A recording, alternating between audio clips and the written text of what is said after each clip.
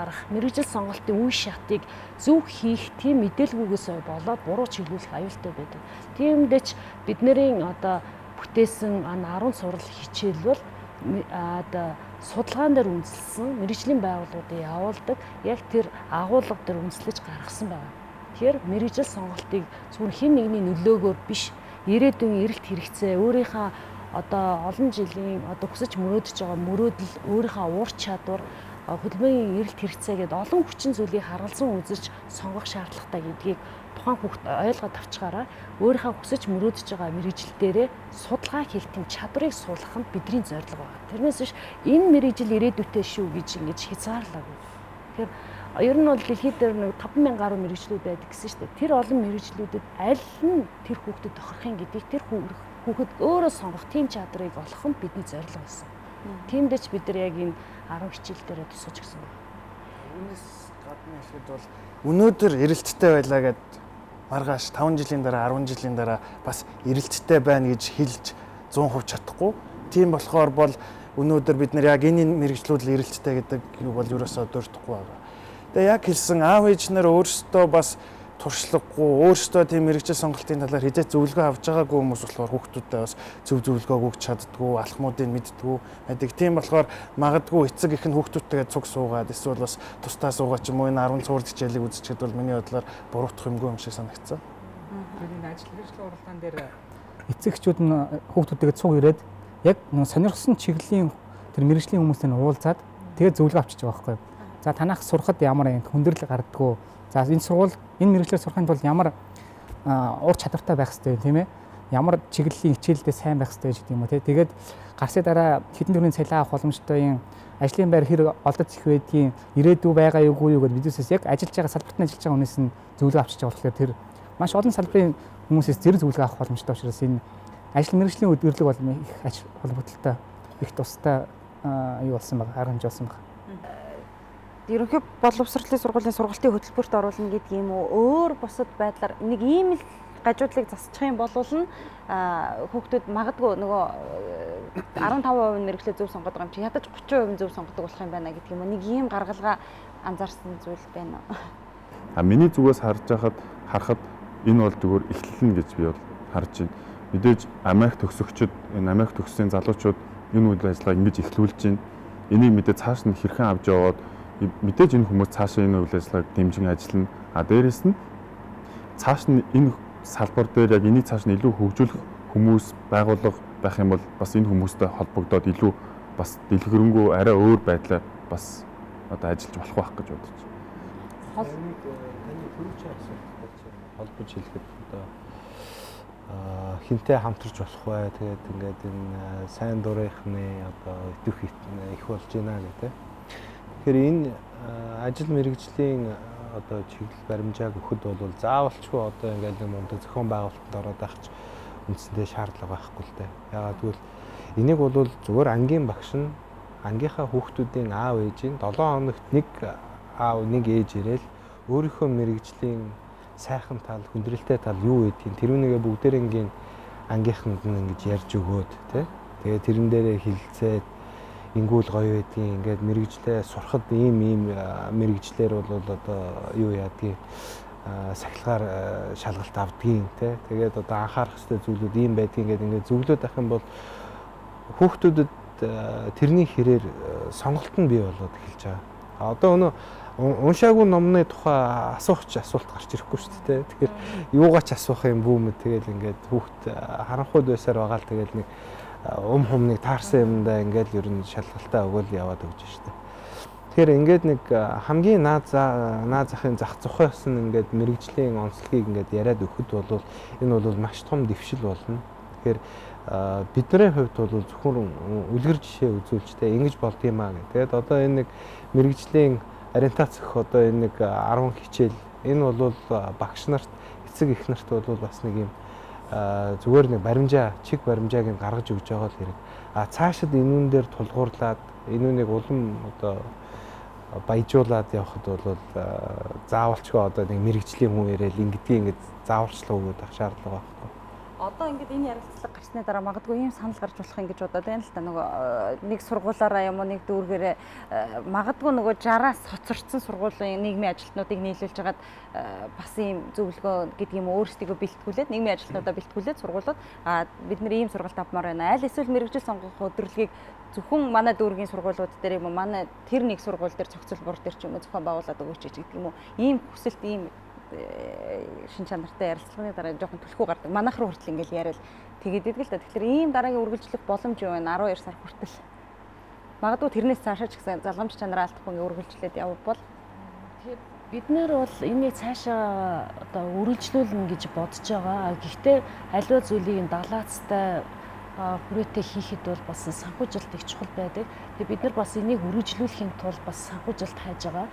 Хоёрдугаарт энийг цаашаа үргэлжлүүлэхэд боловсролын яам бас их чухал үүрэг гүйцэтгэж байгаа. Тэгээ боловсролын яамд бид нар бас албан ёс зургсэл тавиад энийг зөвхөн нийслэл биш орон нутгуудад бас хийх хэрэгцээ байна гэдэг. Бидний нийслэлийн нөгөө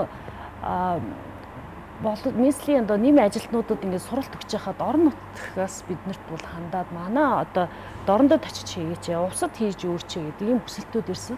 Гэтэл аливаа юм хийх хүсэл байвч нөгөө хязгаарлагдмал нөөцтэй учраас бид нар яг чанартай зүйл гаргахын тулд бид нар нийслэлийг сонгосон байгаа. Тэгээ цаашдаа бол энийг өргөн далаацтай хийх ёстой гэдгийг бол бас холбогдох байгууллагууд бас тэрийг ойлгож байгаа.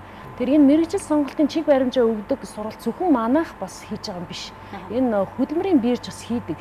Хөдөлмөрийн биржийнхэн бол яг энэ мэрэгжил сонголтын талаар зөвлөгөө өгдөг бүр байнгын үйл ажиллагаа явуулдаг ийм бас байгууллага байгаа. Тэгэхээр манай хэрэг төсөл цаашаа тийм ээ үргэлжлэх тийм боломжгүй байсан ч гэсэн сэтгэлээр унах шаардлагагүй.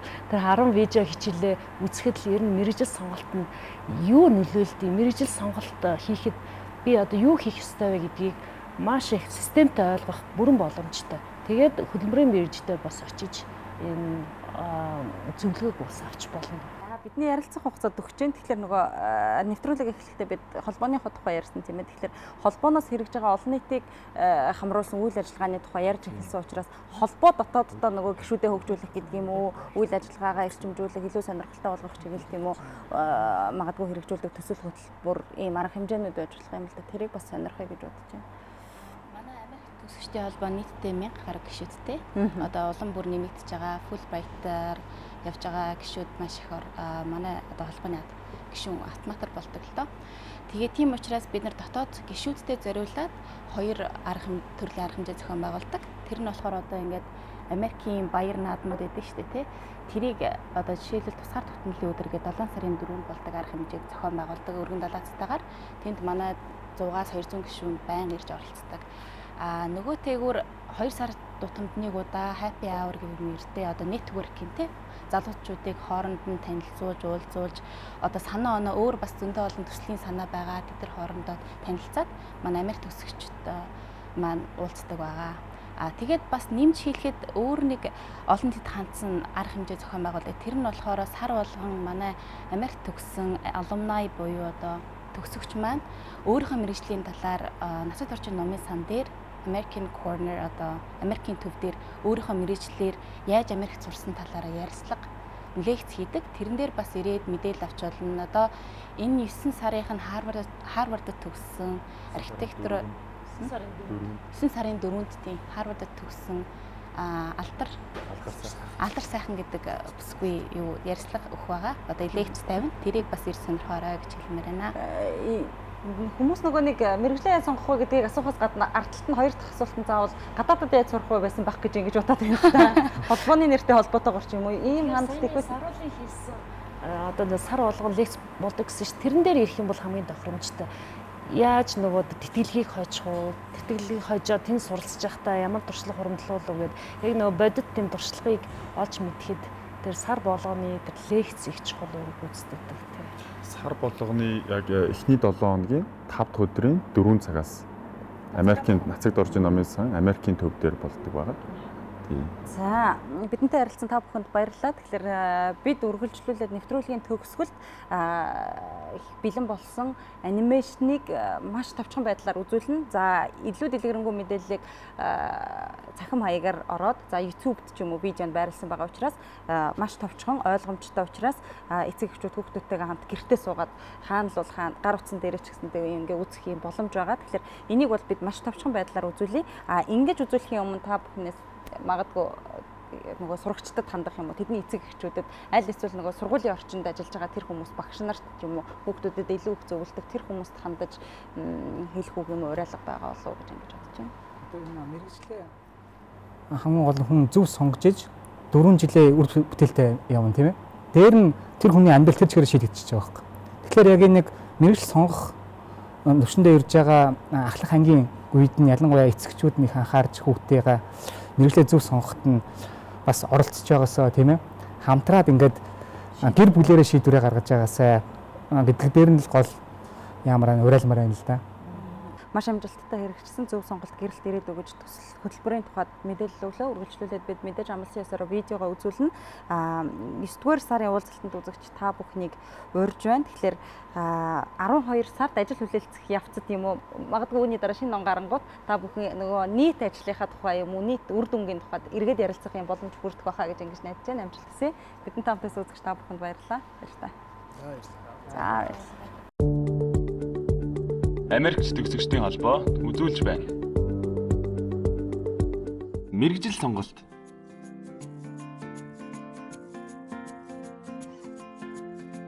Мэргэжил сонгох тийм чухал гэж үү?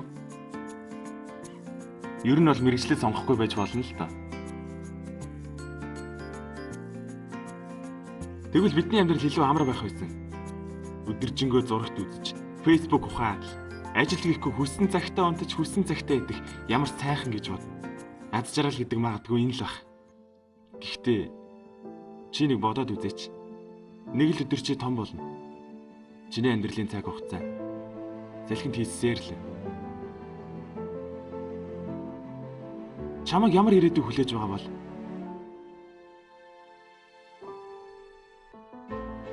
ажилд орох гэтэл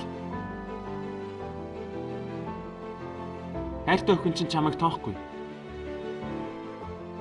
Хин ч чамайг хүндлэхгүй. Үлдсэн амьдралаа хий дэмий өнгөрүүлэх үү?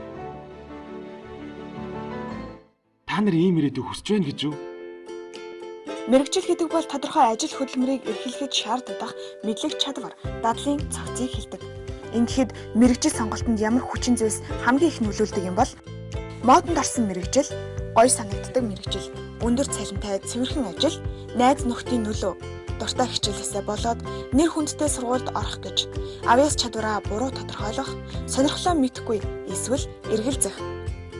Хүссэн сургуулийн төлбөр өндөр учраас судалгаанаас дүгнэхэд дунд сургууль төгсөгчдийн зөвхөн 15% нь мэргэжлээ өөртөө итгэлтэйгээр шийдвэр төгс сонгосон байдаг бол 15% нь мэргэжил сонголтын талаар огт бодолгүй сонгодог байна. Харин үлдсэн 70% нь тодорхой байр суурьгүй байдаг ба өөрийн шийдвэртээ үргэлж эргэлзэж явдаг. Судалгаанаас харахад өнөөдрийн байдлаар мэргэжлээ буруу сонгосноос болж оюутнуудын 30% одоо сурч байгаа мэргэжилтэд сэтгэл хангалуун бус байдаг байна. Харин их сургууль төгссөний дараа нийт төгсөгчдийн 70% нь мэргэжлээрээ огт ажилдаггүй. Хэрэв хүн болгон өөртөө цаг зарцуулж мэргэжил сонгохдоо нухацтай ханддаг байсан бол огт өөр дур зориг харагдах байсан. Ямар ч байсан чамайг энэ алдааг битгий давтаарай гэж хүсэж байна. Тэгэхээр мэргэжлээ буруу сонгуул үнэтэй цагийг дэмий өнгөрөөнө. Хайрын цаг гэж халагдаж байгаа ах эгч нарыг сонсон бол тэдний алдааг битгий давт. Эхний алхам бол хүсэл сонирхлоо тодорхойлох. Тэгвэл хүсэл сонирхол гэж юу вэ? Чи ямар нэгэн зүйлийг нэрч хэлүүлж шаардлагагүй. Хэдэн цагаар ч хамаагүй. Заримдаа бүр өснөөч үл анзааран хийгээ сууж байсан уу? Чамайг соромж мэт татаад байдаг тэр зүйл бол чиний хүсэл сонирхол юм.